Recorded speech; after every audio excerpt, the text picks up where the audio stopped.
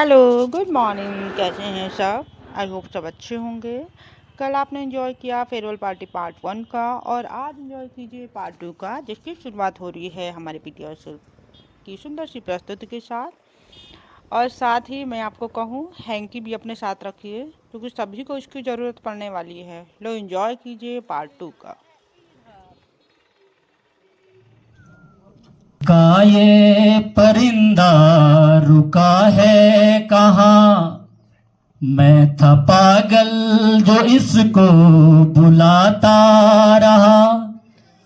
4 पैसे कमाने में आया शहर।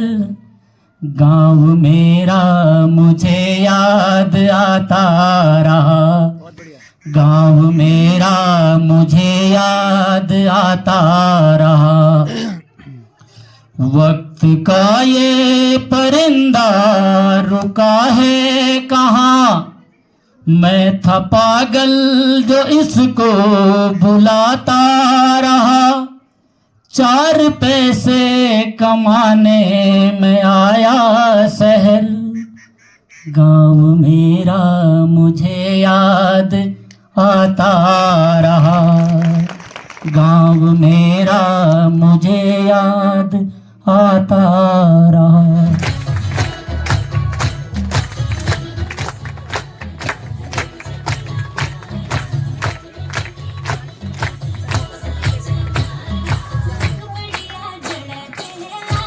तालियों से मैम का स्वागत करें।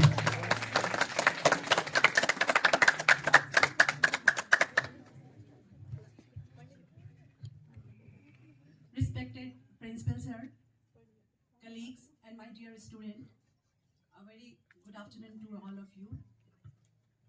First of all, I would like to congratulate all the students of class 11 with dear Hema ma'am, who has organized this beautiful decoration.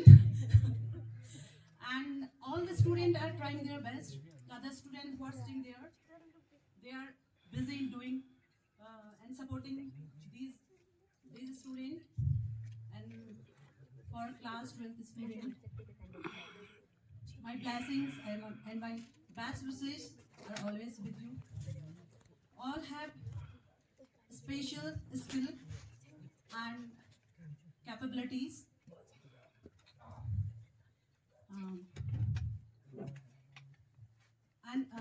This is not the end. This is not your end, but the beginning of your journey towards your dreams and towards your success. So believe in yourself as we believe in you, and no exam and no challenges can defeat you. All the very best, and my blessings are always with you. Thank you.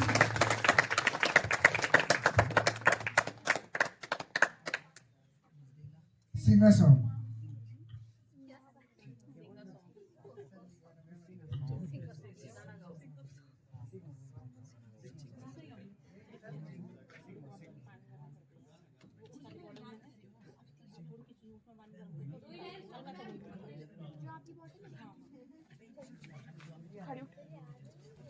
चलते चलते मेरे ये गीत याद रखना, कभी अलविदा ना कहना, कभी अलविदा ना कहना।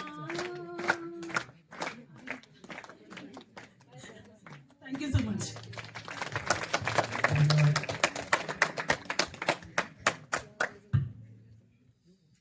जो बनाती है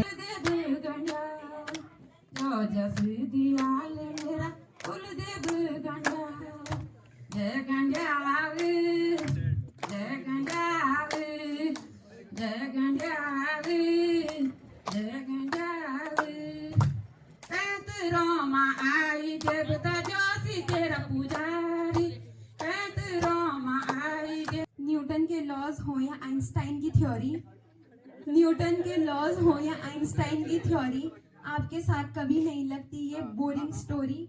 पढ़ाई का बोझ आपने कभी होने नहीं दिया, पढ़ाई का बोझ आपने कभी होने नहीं दिया। हंसते हंसते फिजिक्स को हमारा दोस्त बना दिया। कहानी मैं आपको सुनाता हूँ कि एक किसान था, उसने कुछ बीज बोए बांस के। आप शायद सुन रहे होंगे मुझे। बांस के बीज बोए। बांस देखा है, बांस रिंगाल की तरह होता है बांस, लेकिन बांस बड़ा होता है। दैट इज कॉल्ड बैम्बू, जिसके आपकी ये सपोर्ट पिलर्स बने हैं यहाँ पे आपके टेंट को सपोर्ट करने के लिए। तो डाला उन्होंने बीज, और उसको डेली उन्होंने क्या करना शुरू कर दिया, पानी देना शुरू कर दिया, उसकी नरिशिंग करनी शुरू कर दी, उस पर फर्टिलाइजर डाला। All the efforts he can do to make it possible that the bamboo grows out. तो उसने किया। 1 महीना बीता, 6 महीने बीत गए। He was every day he was watering the plants, the seeds, and he was trying to do all his efforts to make it possible that the bamboo grows up. But what happened? He continuously अपने efforts को डालता रहा। Even कितना time हो गया आपको पता है? 4 years हो गए। कितने years हो गए? 4 years हो गए, लेकिन अभी तक मिट्टी के ऊपर बैम्बू का एक भी निशान नहीं आया। कितना डिसहार्टनिंग होगा उस आदमी के लिए, और किस लेवल का पेशेंस उस आदमी को चाहिए होगा। तो क्या हुआ, होता क्या है, सबसे पहले जो आपके साथ भी होता है, आपके आस पड़ोस के लोग, आपके पास के लोग आप पे हंसना शुरू करते हैं ना। जब आप कुछ भी नई चीजें करते हैं तो people use to laugh at you, because लोग कहते हैं कि तुमसे नहीं होगा, बेवकूफी भरा काम है।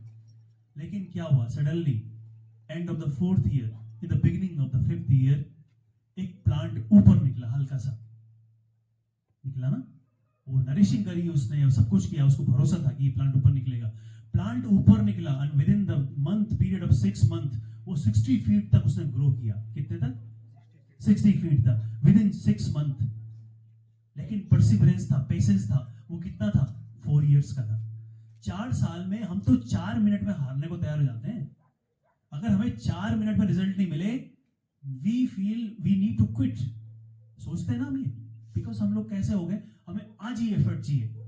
जैसे हमारा जॉब है, हमारा जॉब क्या है कि हम बच्चे को पढ़ाते लिखाते हैं, उसके बाद फिर सोसाइटी में आगे भेजते हैं। इमीडिएटली हमसे कोई बेनिफिट नहीं मिलता। हम आय प्रमाण पत्र तो जारी नहीं करते हैं, कुछ नहीं जारी करते ना, हम बच्चे को बना रहे हैं। तो उसी प्रकार से जैसे वो होता है कि 6 महीने में ही वो प्लांट फिर कितना ग्रो कर गया, 60 फीट ग्रो कर गया, और उसके पीछे कितने साल की मेहनत लगी? 4 years की। तो वैसे ही आप लोग भी हैं। 12th तक करते करते आपने बताओ क्या किया है आज तक? आपने अपने रूट्स को डेवलप किया है। जो रूट्स कहीं दिखती नहीं है, बट इसेंशियल, सबसे इसेंशियल है वो रूट्स। समझ रहे हो? The most essential part of a tree is its roots. Not visible, visible होती है रूट्स आपको। आप तारीफ किसकी करते हैं? whom you praise the flowers, you praise the beauty of the tree, the shape of the tree, you always cherish the trunk is very hard, very soft, ये बोलते हैं ना, लचीलापन है पेड़ में, पेड़ इतना मजबूत है, but you never know the story behind creating the roots। तो वो 4 years का जो टाइम था, उसने रूट्स को डेवलप किया, जो सबसे इंपॉर्टेंट था किसी प्लांट के ग्रोथ के लिए, उसको खड़ा रखने के लिए। तो ये जो 12 years आपने यहाँ स्कूल में दिए हैं, ये वही 4 years के बराबर ही है। अभी आपने क्या किया? You have put your roots very deep into the soil. समझ रहे? अभी जितनी आपने अपनी जड़ों को गहरा कर दिया होगा, जितनी मजबूती से आप मिट्टी को पकड़ लिए होंगे, उतना ही ब्राइट आपका फ्यूचर होगा। और I believe that when you will pass out from class 12th और you will enter a new world. New world क्या है? There will be thousand of challenges in front of you. समझ रहे हो आप? फेलियर मिलेगा जीवन में, एक बार में आप सक्सीड नहीं कर सकते, राइट? एक बार में आप सक्सीड नहीं कर सकते, लेकिन failure what always teach us that what we need to stand again. Whenever you fall down, just simply believe that we need to stand again. तो एक अंत किसी चीज की जब होती है, तो वो किसी नई चीज का प्रारंभ होता है। मानते हैं आप? कोई एक चीज खत्म होती है तो नई चीज का प्रारंभ होता है। लास्ट ईयर में कुछ बच्चे हमारे रुक गए थे, बट स्टूड अप, उन्होंने ठाना, अपनी जो कमियां थी उनको पहचानने की कोशिश कीजिए और उन कमियों पर काम कीजिए, आगे बढ़िए, आपको बढ़ने से कोई रोक नहीं सकता। आज के डेट पे हम लोग क्या है, हम ग्रामीण परिवेश में रहते हैं ना, हम रोना रो सकते हैं कि हमारे यहाँ ये नहीं है, वो नहीं है, लेकिन ये एक्सक्यूज कोई नहीं सुनता है। एंड ऑफ द डे आपको सिंपली ये जज किया जाएगा that you have qualified class 12th exam and now come to the challenge. एक ओपन फील्ड में आइए आप, और वहां पर आपका किससे कंपटीशन होगा? किससे कंपटीशन होगा? आईसीएसई के बच्चे के साथ होगा, सीबीएसई के बच्चे के साथ होगा, राइट? समझ रहे हैं आप? हैड, हैव, हैव बीन, जो सब कुछ पढ़ रहा है, मेरी बिटिया फर्स्ट क्लास में, उसी ग्रामर में ही सब चीज देखता हूं मैं। तो क्या है वो? नेसेसिटी ऑफ लाइफ है। वो क्या है? वो टूल से सरवाइव करने के। अगर जिंदा रहना है तो तरकीबें बहुत सारी रखो। तो वो कहते भी हैं कि जो चेहरे पे जाहिर हो वो छुपाएं कैसे? जो चेहरे से जाहिर हो वो छुपाएं कैसे? और तू ही बता तेरी मर्जी के मुताबिक नजर आए कैसे? तू ही बता कि तेरी मर्जी के मुताबिक नजर आए कैसे? तो जो आपके पास है, जैसे रावत सर ने भी कहा, every child is a special child. अपनी इंडिविजुअलिटी को कभी खोना मत। किसी और के इन्फ्लुएंस में आके, किसी और के इन्फ्लुएंस में आके आप क्या कर लोगे? सरेंडर कर लोगे, ये कर लोगे, लेकिन हमेशा आपकी आत्मा आपको कुछ रोकती रहेगी। नॉट, मैं इस लेवल को या इस गैंग को बिलोंग ही नहीं करता। समझ रहे हो? हमेशा क्या होता है, आगे बढ़ने का एक सिंपल सा सूत्र है, किसी के लिए कांटे मत बो रास्ते पर। ये मैंने उसूल सीखा हुआ है जीवन में। और आपको लोग बताऊं क्या कहेंगे? बहुत सिंपल है। आप लोग आपको कुचलने की कोशिश करेंगे, लेकिन नहीं कुचल पाएंगे ना। ईश्वर हमेशा आपका साथ देगा if you are true from your heart. समझे? अच्छा बन के रहिए और हमेशा कोशिश देने की कीजिए। ईश्वर ने अगर आपको इस जन्म पे, इस धरती पे जन्म दिया है, तो ऑलवेज ये चीज हमेशा अपनी दिमाग में रखिए कि बहुत लंबी और बहुत सर्टेन लाइफ का कुछ है ही नहीं। यू नेवर नो कि अगले मोमेंट में क्या होने वाला है। We always think and we plan about futures. हम 1000 ऑफ ईयर्स की बातें करते हैं, हम 10 सालों की बातें करते हैं कि 10 साल बाद ये होगा, मैं ये संचय करूंगा, वो संचय करूंगा। Nothing. You came empty hand, and one day when you will go from this world, your hands will again कैसे रहेंगे? खाली रहेंगे। सिर्फ आपकी क्या रह जाएंगी यहाँ पर? जो आपके फुटप्रिंट्स हैं। वो फुटप्रिंट्स क्या हैं बताओ आपको? आपके किए गए गुड डीड्स हैं। आपके किए गए गुड डीड्स हैं। गुड डीड्स का मतलब ये इंटेंशनली आपने किसी का भला नहीं करना, वो नेचर में लेके आओ अपना, कि जब भी हो आपसे किसी का हित हो। कभी ऐसी हंसी ना हंसो, किसी को ऐसा ना बोलो कि किसी को हर्ट हो जाए चीजें। और मैं रहीम दास जी का वो दोहा बहुत बार बोलता हूं, शायद आपने पहले भी सुना होगा कि रहीमन यूं सुख होत है उपकारी के अंग। रहीमन यूं सुख होत है उपकारी के अंग, बांटन वाले को लगे जो मेहंदी के रंग। समझ गए? आप किसी दूसरे के हाथ पे जब मेहंदी लगाते हैं ना, तो आपके हाथ में आप लास्ट में देखोगे कुछ ना कुछ निशान छूट जाते हैं। सिमिलरली वही कहानी है कि जब किसी का आप हित करने जाते हैं ना, आप उसका हित कर रहे हैं लेकिन इंटेंशनली नहीं कर रहे हैं, because that is your nature. So develop helping nature, उसको अपने अंदर कैलकुलेट करो, उसको बनाओ अपना नेचर। नहीं बनता तो कोशिश करते रहो। कोशिश हमेशा कामयाब होती है, वादे टूट जाते हैं। So always best you can do is tries. ठीक है? Always keep on trying. बहुत यहाँ पर मेरे से पहले आने वाले वक्ताओं ने बहुत सारी बातें कही। एक छोटा सा अगर आप समय देंगे तो एक थोड़ी सी स्टोरी और आपको नरेट करना चाहूंगा, बहुत शॉर्ट स्टोरी। एक बार क्या होता है, एक ऊंट होता है एक आदमी के पास, और रेगिस्तान की बातें आप जानते हैं, ऊंट वहीं होते हैं रेगिस्तान में। लेकिन अनफॉर्चुनेटली गांव के पास का जो कुआं था, वो कुआं सूख गया। क्या हो गया? सूख गया। एंड किसी भी प्रकार से मिसफॉर्चुनेट से वो जो ऊंट था वो उस कुएं में गिर गया। अब क्या हो, बहुत गहरा कुआं होता है क्योंकि पानी वहां बहुत नीचे मिलता है सी लेवल से। तो वो कोशिश करने लगा उसको निकालने की, किसको? ऊंट को निकालने की। लेकिन ऊंट तो क्या एक हैवी जानवर है, सिंगली तो उसको आप पुल नहीं कर सकते ना ऊपर। तो प्रयास किए गए, ऊंट को ऊपर निकालने के प्रयास किए गए, लेकिन ऊंट ऊपर नहीं आ पाया। Then he called his neighbours, the owner of the camel. He called up his neighbors, kindly help me out to pull this camel out from the well. उसको बाहर निकालने मेरी हेल्प कीजिए आप। They tried very hard, they tried their best, but क्या नहीं हो पाया उनसे। तो finally they got a suggestion from the people who are helping them. They got a suggestion, अरे यार ये ऊंट तेरा बूढ़ा हो गया, let it be there, इसको यही रहने दे, किस काम का है तेरे, अब काम का नहीं है ना, लेट इट बी देयर।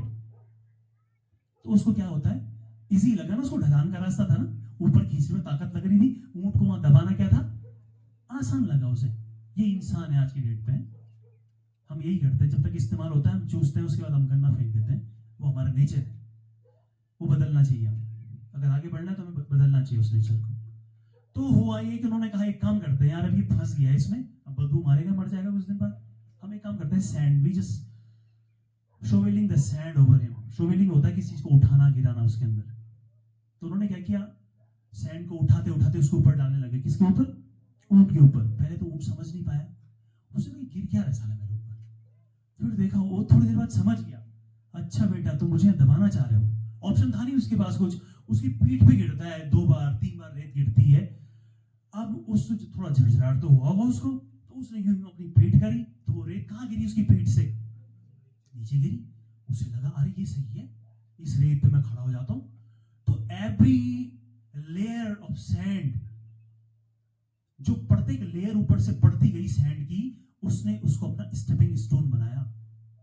क्या बनाया उसने, वो क्या करता रहा, तुम फेंकते रहो, हिलाता रहा, फिर नीचे रेत पिसती रही, वो ऊपर आता रहा, थोड़ी देर बाद लोग फेंकते रहे। देखा उन्होंने, ऊंट तो बिल्कुल उसके ऊपर आ गया, पूरा कुआं भर गया। वैसे ही लाइफ आपको बहुत सारे चैलेंजेस देगी, लोग शॉक्ड हो गए, अरे ये ऊंट ऊपर आ गया। उसने क्या किया, they try to buried him, वो उसको वहां करना चाहता, फन करना चाहते थे ना, लेकिन नहीं हुआ। उसने क्या किया, जो कंकड़ पत्थर फेंके गए थे उनको यूज किया और उनसे ऊपर बढ़ गया। सिमिलरली आपकी लाइफ में भी बहुत सारे चैलेंजेस आएंगे, जितने भी चैलेंजेस आएंगे, कठिनाई आएंगी, आपको उन सबको स्टेपिंग स्टोन की तरह यूज करना है। और एक दिन आपको जो ये फलक है, जहां आपकी लड़ाई होनी है वैश्विक स्तर पर, वहां आप चमक पाए। तो दोनों कहानियों का मॉरल यही था कि जो आज तक आपके साथ हुआ वो एक जर्नी है। 12th क्लास पास करना डेस्टिनेशन नहीं है। You have 1000 miles to go still, right. अभी भी आप चले हैं, तो यहां तक आप चले नहीं हैं, यहां तक हमारी उंगली पकड़ के चले ना। वी आर द पेरेंटल, हम एजुकेशनल पेरेंट्स हैं आपके। घर में माता पिता ने उंगली छोड़ दी होगी, लेकिन यहाँ आप हमारी उंगली पकड़ के चलते हो, इस बात का हमें फक्र होता है। इसीलिए हम हमेशा बोलते हैं प्यारे बच्चों। माँ कभी नहीं बोलती होगी प्यारे बच्चों, माँ बोलती है छोरी काम नहीं करी सुबह बेटी, ये काम नहीं करो सुबह बेटी है, बोलती है ना। हम इसलिए हमेशा यूज क्या करते हैं, वर्ड प्यारे बच्चों यूज करते हैं, इसीलिए करते हैं कि we are the educational parents, हम आपके शैक्षणिक माता पिता हैं। और हम अभी आपकी उंगली छोड़ेंगे जब आप किसी नई सोसाइटी में एंटर करेंगे, आफ्टर कंप्लीटिंग योर 12th, तब आपको रियल चैलेंजेस फेस करने हैं। तो जितना आपका यहाँ पर नींव मजबूत होगी, उतनी दृढ़ता से आप क्या कर पाओगे, आगे के चैलेंजेस को फेस कर पाओगे। तो मेरी बहुत बहुत शुभकामनाएं फिर सभी बच्चों के लिए हैं कि आप जीवन में बहुत अच्छा करें, उत्तरोत्तर आप बहुत तरक्की करें, और बहुत प्यार आप लोगों के लिए, बहुत सम्मान भी है 12th के बच्चों के लिए। सम्मान किस बात के लिए, गुस्सा थोड़ा इसलिए आता है कि आप लोग दीक्षा से पंक्चुअल नहीं रहती क्लास में। मैं अभी सुबह रावत सर से कह था, मैंने कहा इसके साथ गलत कर दिया फीस दिला के इसको, ये है उस इसके अंदर कैलिबर है मैम, वो ये मतलब एक नेशनल सर ये फ्लैग पे छा सकती है नेशनल स्पोर्ट्स में, अगर ये कबड्डी को अपना फ्यूचर बनाए तो, है ना। तो मैं चाहता हूं कि वो जो जीत इसकी कबड्डी के मैदान पे दिखती है ना, वो एक इसका एक वो होता है क्या, स्टेपिंग स्टोन। जैसे इसने किसी को आउट कर दिया ना, उसका देखा लुक बताऊं कैसा होता है, शेरनी वाला, वो एटीट्यूड हमेशा जिंदा रखना अपने अंदर।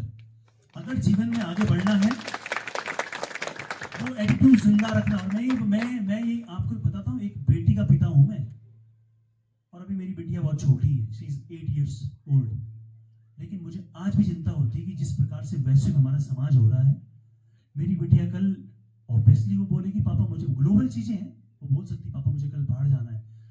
तो मैं ये चाहता हूं कि वो इतनी कॉन्फिडेंट हो, उसके आंखों में वो शोले, वो आग हो कि कोई इसको देखने से पहले आग में जल जाए। और मेरा एक पर्सनली अपने बच्चों से हमेशा ही कहना होता है कि being a boy you are blessed. इस सोसाइटी में, इस कंट्री में अगर आप एक बेटा बन के जन्म लिए हैं तो आप ब्लेस्ड है। क्यों? एक तो फैमिली का बहुत अटेंशन मिलता है, हम सोचते ही हैं घर पे, आपने देखा होगा ये 1000% होता है। लेकिन अगर आप एक बेटी हैं तो तुझे दुर्गा बनना होगा, और तेरा पढ़ना लिखना सबसे ज्यादा जरूरी इसलिए भी है कि तुझे कुचलने और दबने के लिए हजारों लोग खड़े हैं समाज में। तुझे खड़ा होना होगा अपने लिए, तेरी आवाज कोई नहीं बनेगा।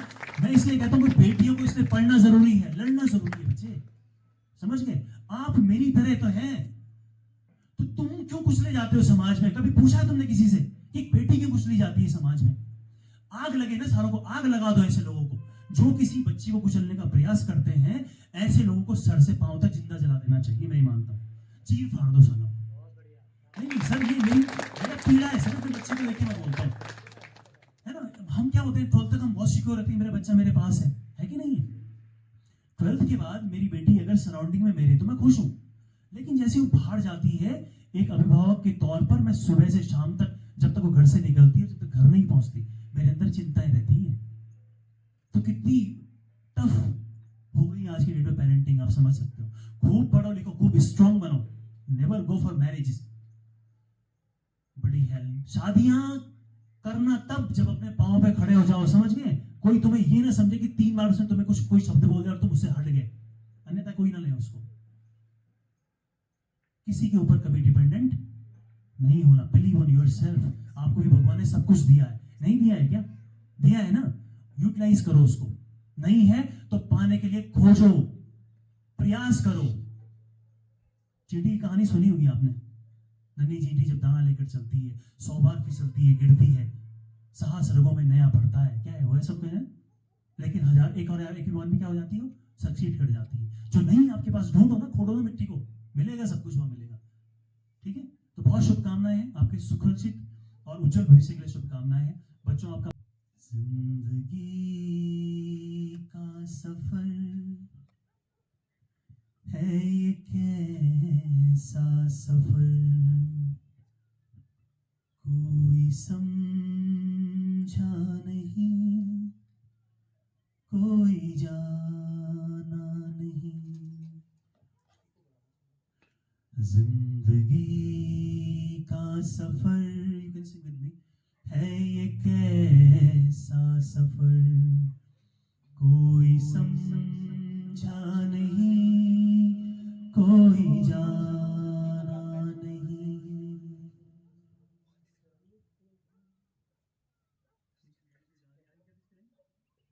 जिंदगी को बहुत प्यार हमने दिया,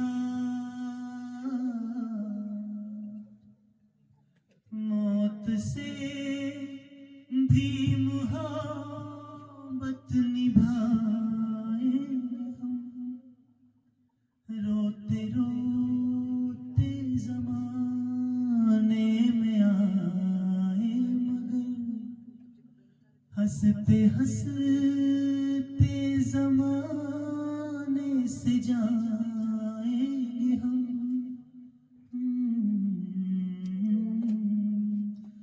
जाएंगे पर किधर है किसे खबर, कोई समझा नहीं, कोई जाना नहीं। ऐसे जीवन भी है जो जिए ही नहीं, जिनको जीने से पहले ही मौत आ गई। फूल ऐसे भी हैं जो खिले ही नहीं, जिनको खिलने से पहले खिज़ा खा गई।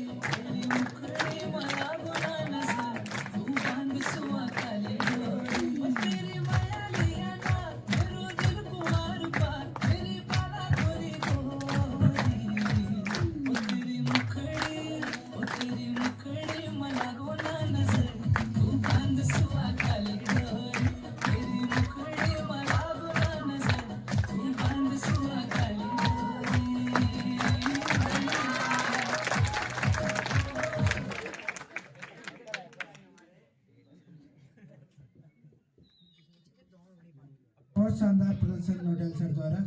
अब हम एक और शायरी बोलेंगे, आपको गेस करना है।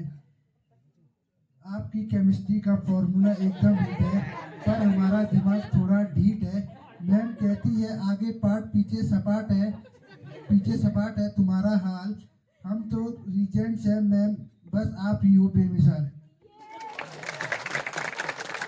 हम केमिस्ट्री वाले मैम का स्वागत करते हैं।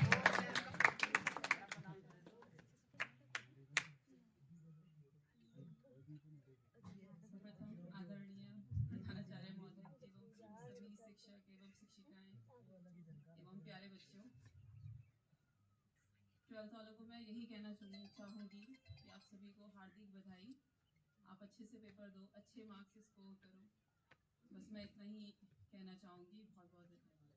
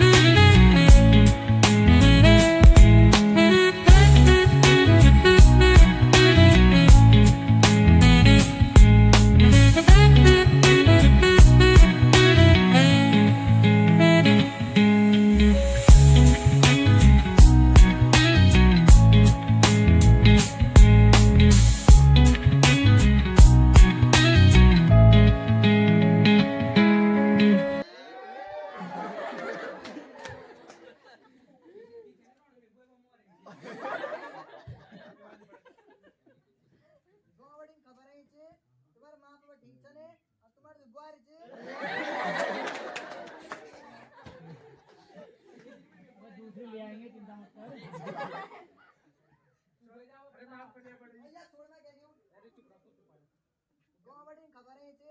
तुम्हारे दिमाग पर तेनो टीचर ने और तुम्हारे बारी ने जुड़ा बचो दे देना नहीं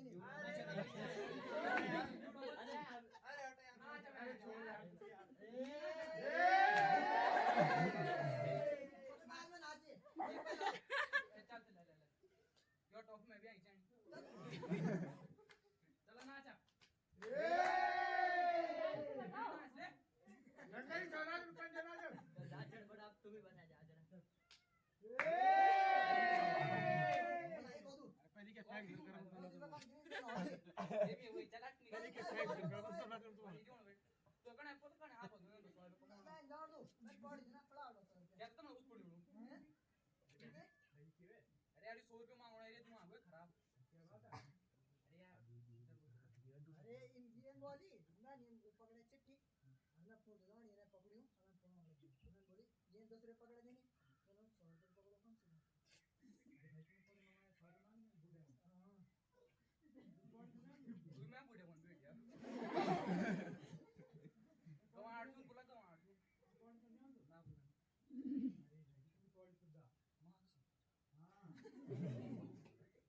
सरकारी योजनाएं जय बनो उल्लास से गगन शुरू लगी है अनेक सिर्फ डॉक्टर सन ये मां 15 वर्ष की एंड पुरुष महिला सन सब पढ़ी सकते अरे मैं तुम टेस्ट स्कूल जान पढ़ लो तो हम ऑन बड़ी कैसे बैक कर इधर बैक नहीं राजवीर इधर की तरफ मुंह करके बातें करो इधर रोटेट कर देना तुम्हारा गांव अनपढ़ कैसे तो सरकार पहले एक लिस्ट बना ली अनपढ़ लोगों की और तब तुम थे वॉलंटियर की लिस्ट कर ली तुमने पढ़ा ली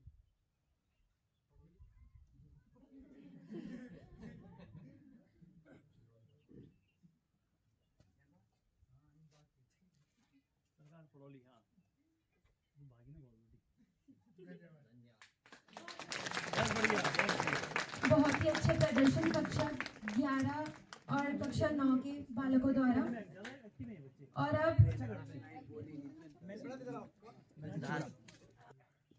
ओम श्री गणेशाय नमः ओम गण गणपति नमः। आज की इस विदाई समारोह में विदाई देने वाले कक्षा 11 के छात्र छात्राएं तथा विदाई लेने वाले कक्षा 12 की छात्र छात्राएं, मेरे विद्वान सम्मान शिक्षक गण, शिक्षिका बहनें, प्यारे छात्र छात्राओं, आज वो पल आ ही गया है जो हर साल आता है, एक साल में एक बार। मैं विगत 10 वर्षों देख रहा हूँ, 10 वर्षों से, कि जो हम विदाई समारोह पहले मनाते थे वो विदाई समारोह इस समय एकदम समृद्ध और बहुत ही अच्छी मुझे इस समय लगी है। बच्चों के द्वारा और स्टाफ के द्वारा भी हम बरामदे से टेंट में आ गए, जैसे कई रामलला टेंट से मंदिर में गए, इसी प्रकार से हम बरामदे से टेंट पे आ गए। इसका मतलब हमारी उन्नति भी है। और ये सारा योगदान प्यारे बच्चों आप लोगों का और मेरे विद्वान शिक्षक जितने भी साथी हैं, ये सबके कोऑर्डिनेशन से, सबके कोऑपरेशन से ये हुआ है। ये सब बधाई की बात है। मेरे स्टाफ में सारे टैलेंट हैं, बच्चों से लेकर टीचरों तक। अभी एक सर ने गाना गाया, वो ऐसा लगता कि जैसे कोई कॉमर्शियल सिंगर जैसे होते हैं, उसी प्रकार से उनकी आवाज आई। बताओ कौन सर होंगे? एक सर ने हमको बिल्कुल भावुक कर दिया था, हमारी आंखों में आंसू आ गए थे। कौन सर है? मुझे एक पिक्चर की याद आई बेटा, एक नाम पिक्चर हुआ करती थी कभी जमानों में, वो मैंने देखी थी। तो उसमें संजय दत्त था। संजय दत्त जैसे सर ने बोला कि 4 पैसे कमाने के लिए हमको बाहर निकलना पड़ेगा, तो वो फॉरेन कंट्री चली गया था और उसको अपनी मिट्टी और अपने क्षेत्र की याद आती है, तो वो एक गाना गाता है, क्या? चिट्ठी आई है वतन से, चिट्ठी आई है, चिट्ठी आई है वतन से, चिट्ठी आई है। और वो उसमें बहुत रोता है, वो उसमें बहुत रोता है। उसको अपने कहाँ की याद आती है बेटा? अपने घर की याद आती है, अपने क्षेत्र की, अपने मिट्टी की, अपने यार, अपने दोस्तों की याद आती है। तो मैं ज़्यादा ना बोलते हुए, आप लोगों के द्वारा बहुत ही अच्छा उम्दा प्रदर्शन आज किया गया, लेकिन थोड़ा कमी रही कि हमारे पास 50 बच्चे थे। अगर पूरे बच्चे आते तो बहुत ही अच्छा लगता, और थोड़ा स्वर में भी हमारा थोड़ा साथ भी दिया है, तो भी अच्छी आती। टाइम भी बहुत हो रहा है। मैं कक्षा 12 के बच्चों को ढेर सारे आशीर्वाद और बधाई देता हूँ। वो अपने क्षेत्र में आगे निकले, जहाँ भी जाएं। देखो, अभी तक आप कुएं में हैं, 12th तक मतलब कुआं, आप कुएं के अंदर है इस समय। अब जब कुएं मतलब मूलधार इंटर तक, उसके बाद जब हायर एजुकेशन के लिए आप बाय द वे श्रीनगर जाएं, कहीं बाहर जाएं। अब जैसे श्रीनगर आप यूनिवर्सिटी में चले गए तो वहाँ ऑल ओवर इंडिया के बच्चे इसमें पढ़ रहे हैं, प्रत्येक प्रांत के बच्चे वहाँ पे पढ़ रहे हैं। हिंदी प्रांत के भी है, दक्षिण भारतीय भी है, जो इंग्लिश बोलते हैं वो बच्चे भी है। तो आप बोलेंगे मैं कहाँ आ गया, मैं कौन हूँ, मैं क्या हूँ?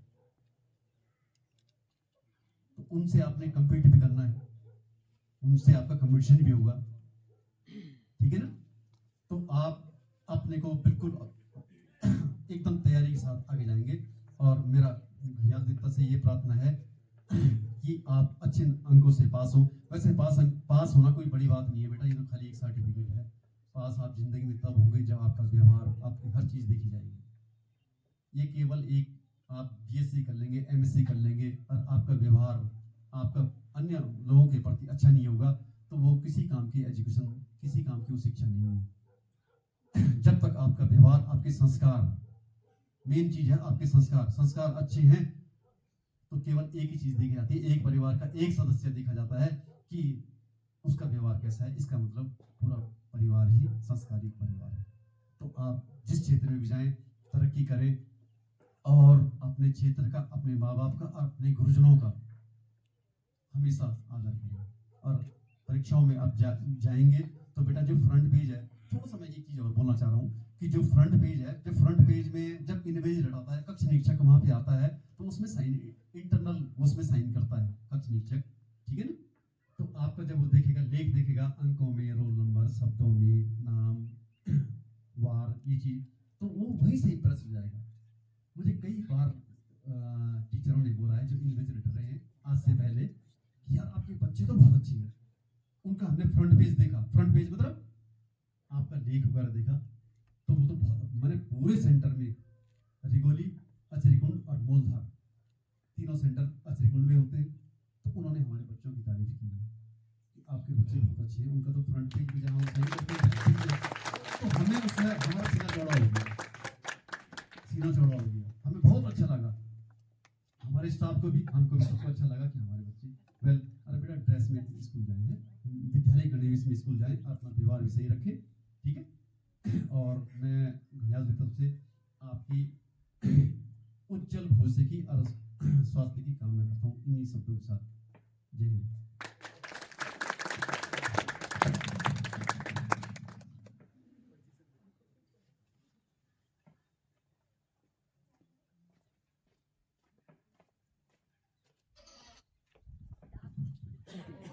डांस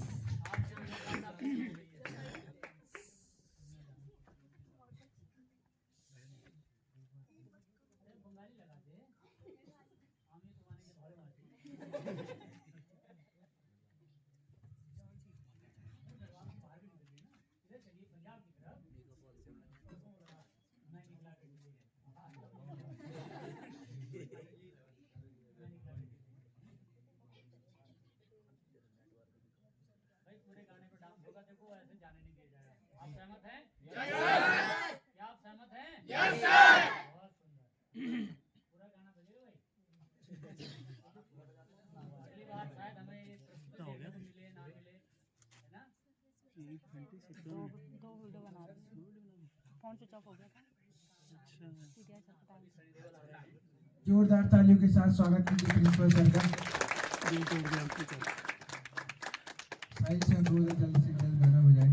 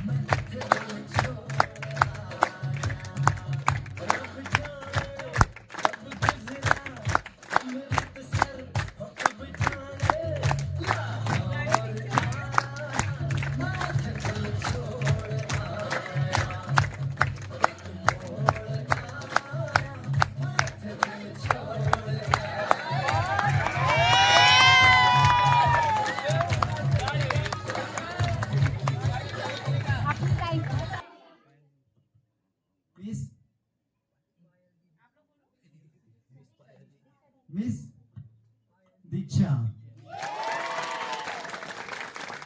मैं फिर से सबसे निवेदन करूंगा कि वो आकर के दीक्षा को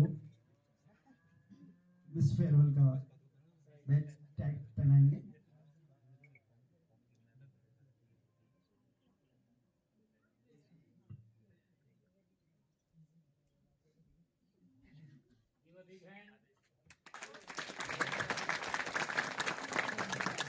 और इसी क्रम में अब दो भाई थे, तो एक को तो मैं थोड़ा कंपटीशन तगड़ा था, दोनों ने बहुत अच्छा किया। तो उन दोनों में से जो मिस्टर फेयरवेल है वो है मिस्टर सुमित। अच्छा भाई, तो मैं सबसे निवेदन करूंगा वो भी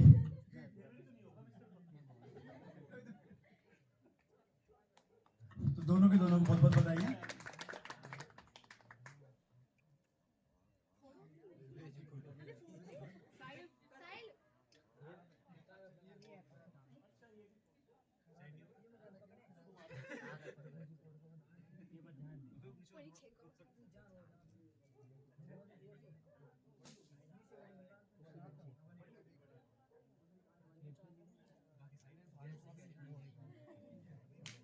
बहुत बहुत धन्यवाद।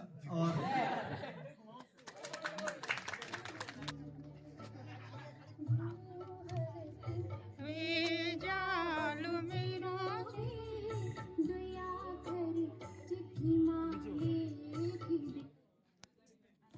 चैंपियंस वाली तैयारी के लिए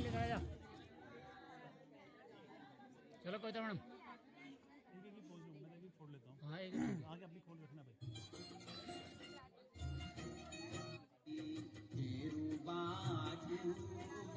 तेरा आगाड़ी मेरा बाजू मेरा Aghadi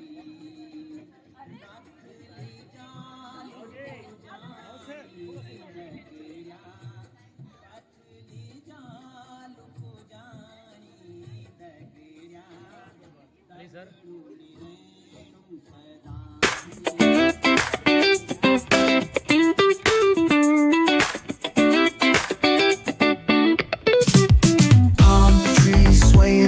with the ocean as my guide. Top down riding, let the west coast vibes collide. Corner store stops, grab a drink, it's all good. Cruising through the streets of my neighborhood. Hey yo, west coast weather, the sun sets slow. Chilling with the homies, let that talk box glow. Barbecues and palm trees, vibe real tight. Retro beats bumping beneath the moon tonight. Calibre